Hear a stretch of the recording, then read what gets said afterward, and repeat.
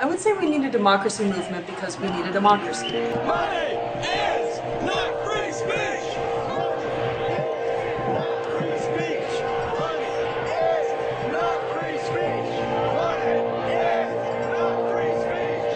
1886, Santa Clara County versus Southern Pacific Railroad. Though the court did not rule on corporate personhood, the decision was subsequently cited as a precedent to hold that a private corporation is entitled to the same 14th Amendment rights of due process and equal protection as human beings.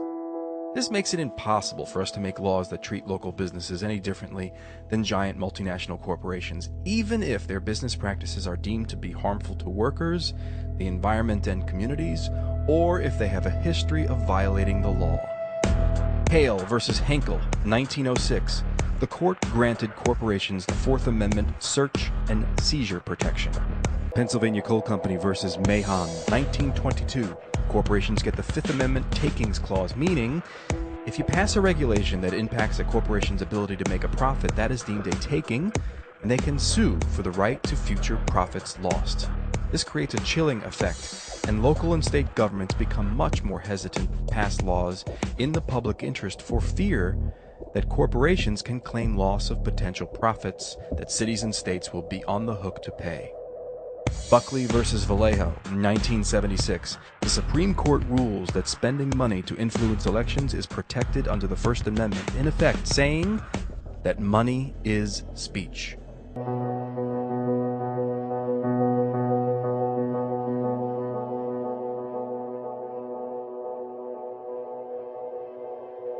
Every single one of our fundamental human needs are being violated on a daily basis. And until we get democracy back in this country, through overturning Citizens United and overturning corporate constitutional rights, we're not going to have a democracy that can function for the 300 million plus human beings in our United States.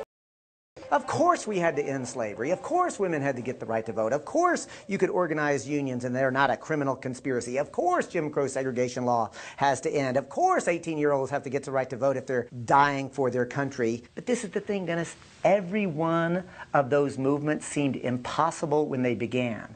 And it was only when ordinary people began to get together and have conversations about how the society is organized and about what their desires are. What's at stake is the country that I love, that we the people, a country that this was the great American experiment, that could the people rule rather than being ruled by the wealthy or the aristocrats.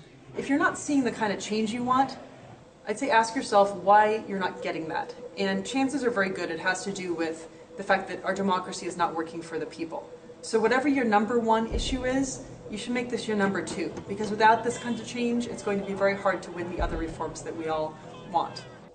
When I talk about it that way, I can have that conversation at an Occupy encampment, I can have that conversation at a Tea Party rally, I can have that conversation at a pool hall or a bowling alley. And ordinary Americans agree with me. Not on everything, but on the fact that something's not right and it doesn't have to be this way. That's where the agreement is, and that's the sweet spot of real solidarity.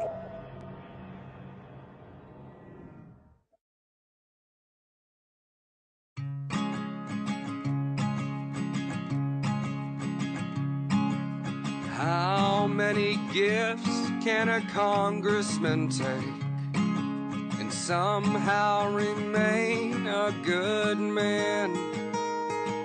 And how many times must good parents cry 'cause their little ones must sleep in a van?